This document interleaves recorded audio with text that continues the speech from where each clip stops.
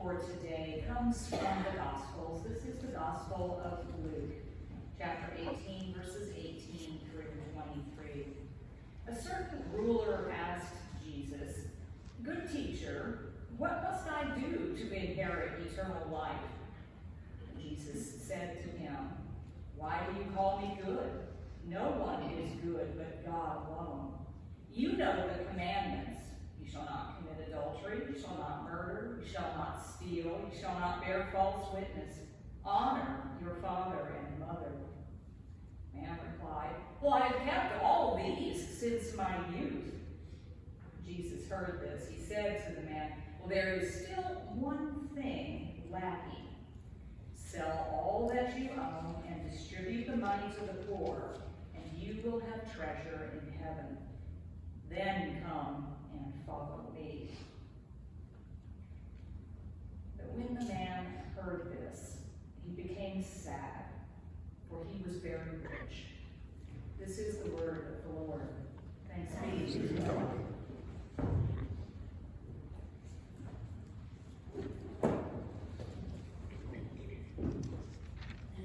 There is a story of a man who knew when he was very young, perhaps just this tall, 3 or 4 years old, who knew the line of work that he wanted to pursue when he was older. And he was naturally gifted for that line of work, and he worked hard to develop those natural talents.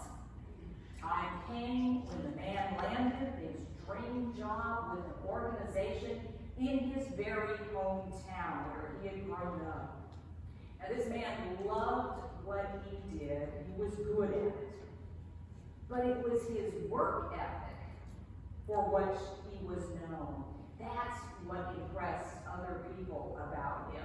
Even people who knew nothing about the line of work that this man was in knew him for being such a hard worker.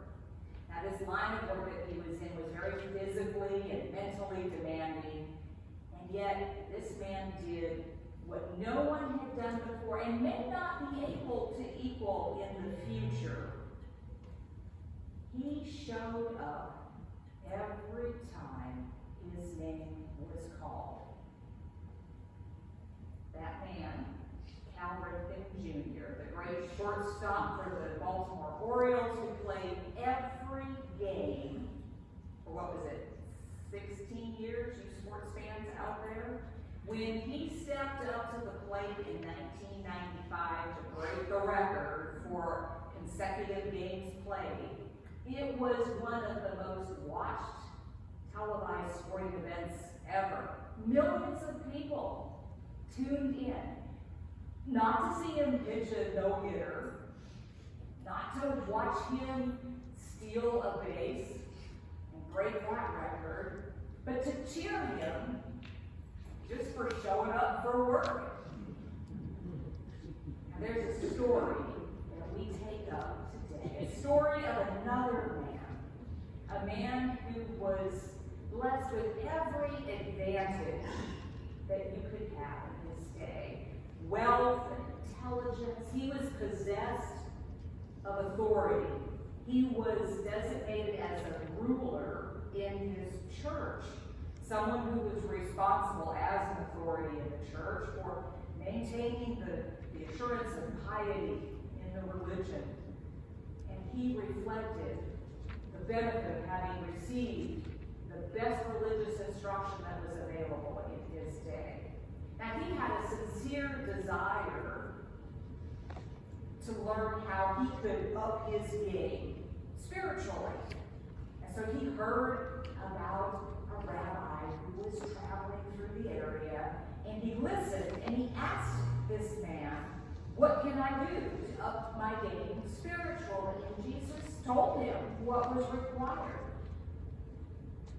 But where Cal Ripken never wavered in his devotion to his chosen sport, his love of baseball, the rich ruler had a divided heart when it came to faith.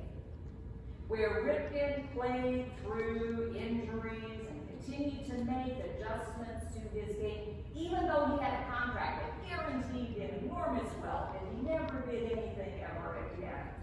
The rich ruler loved his life and the well-to-do lifestyle that he enjoyed too much to give that up so that he could go play for Team Jesus. Where the Orioles management held Ripken up as an example of how to achieve greatness, Jesus held the rich ruler up as an example of how to miss out on the greatest gift of all time. So we come to our text now, seeing the conflict in this man's heart. We read in verse 18, a certain ruler asked Jesus, "Good teacher, what must I do to inherit eternal life?" Jesus is on his way. If we look at the context out of which we draw this scripture, Jesus on his way to Jerusalem. He's got the disciples with him. He's trying to help the disciples understand once again what it means to be Jesus' disciple. They're not getting it. So Jesus is throwing down some parables and some stories on the road, trying to get the disciples to understand. And this rich ruler, there hearing this, asks genuinely, wanting to know. He's not challenging Jesus. He says, I want to know. Cut to the chase. I'm a businessman. I don't have time for all this. Tell me what I need to do to inherit eternal life. And Jesus says, well, I know that you have the benefit of the knowledge of what it takes. You know the commandments. Don't commit adultery, don't steal, don't murder, honor mom and dad. The rich ruler thought that he was doing all those things. He says in verse 21, all these things I have kept since I was a boy. Meaning, in his mind, I've been coloring within the lines. I've been playing by the rules, doing what is required of the law, playing the game correctly. But playing the game correctly or by the rules is something different, we know, than playing the game to win. We could come up with any sports cliche we want on this about the team that didn't have a chance, but they played with what?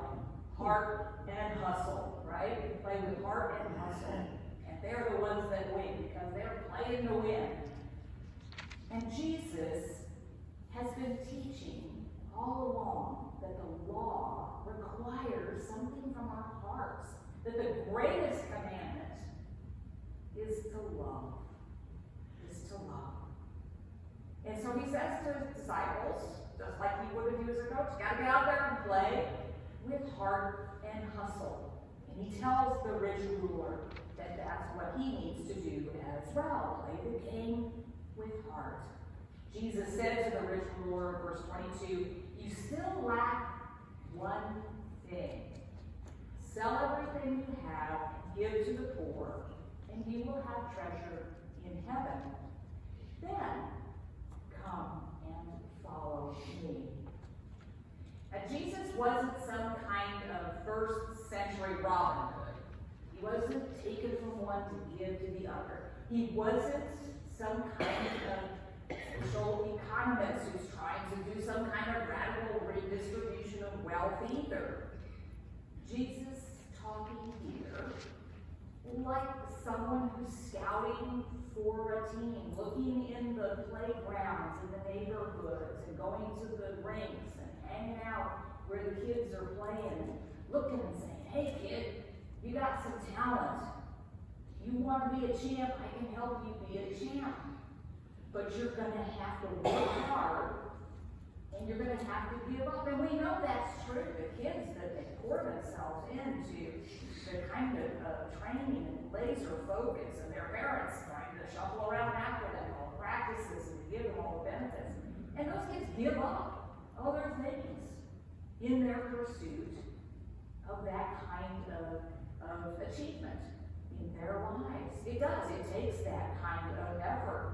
It takes giving up something or to focus on the thing that is most important to you.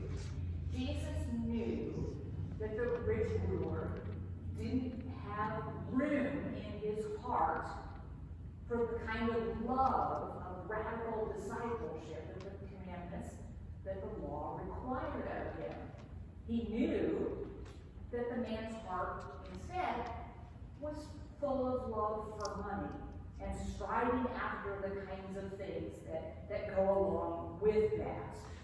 And so he told the rich ruler, he says, well, you're going to have to make room in your heart for the love that you need to be my disciple and follow after me. We know, as much as we want to say, oh, I wish that's not what Jesus was calling me to do, we know that we need to make room in our hearts, in our lives, to budget our lives differently in order to be the kind of disciples that he calls us to be. And if we are so busy hanging on to the things that matter to us, carrying around this pile of goals and ambitions, the busyness in our lives, the use of our talents for the things that we want to use them for, and the kinds of things that we want to do with our own money that we say is ours, then we don't have room to accept the gift that Jesus has for us, of the abundant life that he calls us to in this life, and the promise of the eternal life to come. Verse 23, when the rich ruler heard this, he became very sad, because he was very wealthy.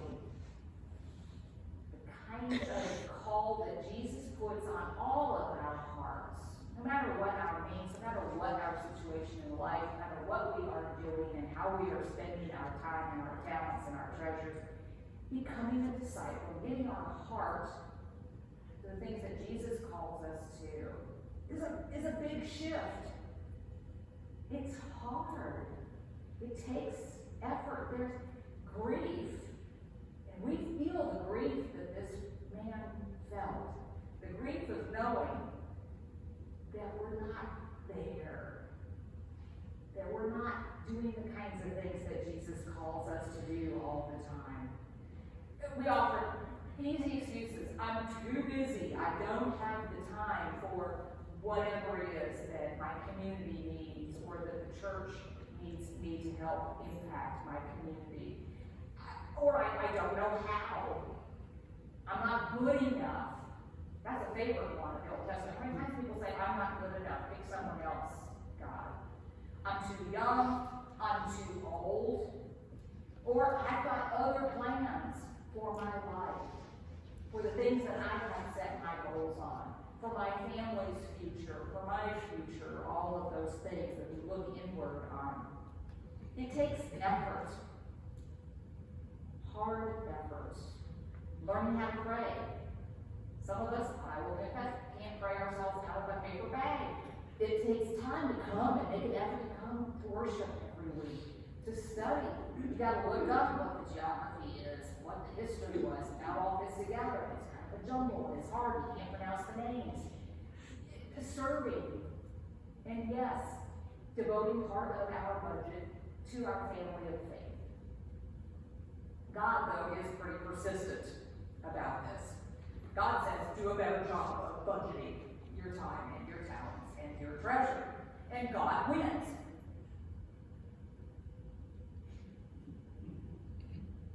God wins. God called me to seminary. 2 kids in elementary school, 2 full-time jobs between us, and retail in the mall 363 days of the year. We thought that was enough, and God says, learn to budget your time better, Melanie. Because someday, you're going to be at Westminster by the Sea as an interim pastor with a church that's going to be looking to you for some words of encouragement and hope for a future that's going to require that we come together to provide for that future so we can call a new pastor, and you're going to get hit with 2 storms in the first 6 weeks. budget your time and your talents and your treasure. Because we all are being called in those ways. Our community needs us now, friends. We're going to be asked to budget our time and our talents and our treasure, not just in the short run. We're talking long term. And yet, we know that we can show up like Cal Ripken showed up. There are Cal Ripkens at this church. I haven't found all of you yet, but there are Cal Ripkens here. In some way, all of us showing up for worship and classes every week, teaching and saying yes every time to the call to serve, the stepping up to the plate when there is need. Not all doing the same things. Because you need people who can hit grounders, you need people who can do sacrifice flies, you need people who can steal the bases, you need a few home run hitters, and you need the people who can barely lift the bat off the ground, but are still stepping up to the plate in faith every single time with what they have because they trust God. Trust God. You, this church, office angels, teachers, volunteers who are here so much, we should be putting you on the payroll, prayer warriors, singers who didn't have a practice this week. My goodness, that was a lovely anthem. Ringers and givers, whether it's 2 nights or it's tithers and beyond. This community needs us to step up as a family of faith, to budget our time and our talents and our treasures. And we got a call last night from the Red Cross asking us to do that. And your elders stepped up on less than a couple of hours of notice, scheduled a meeting for today. They've already been reviewing the agreements. Westminster has those people in it.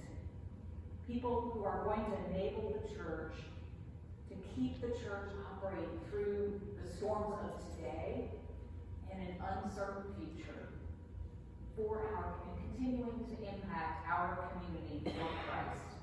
And if we keep playing the game with that kind of heart and hustle, God will be faithful to multiply and to magnify what we do so that we can glorify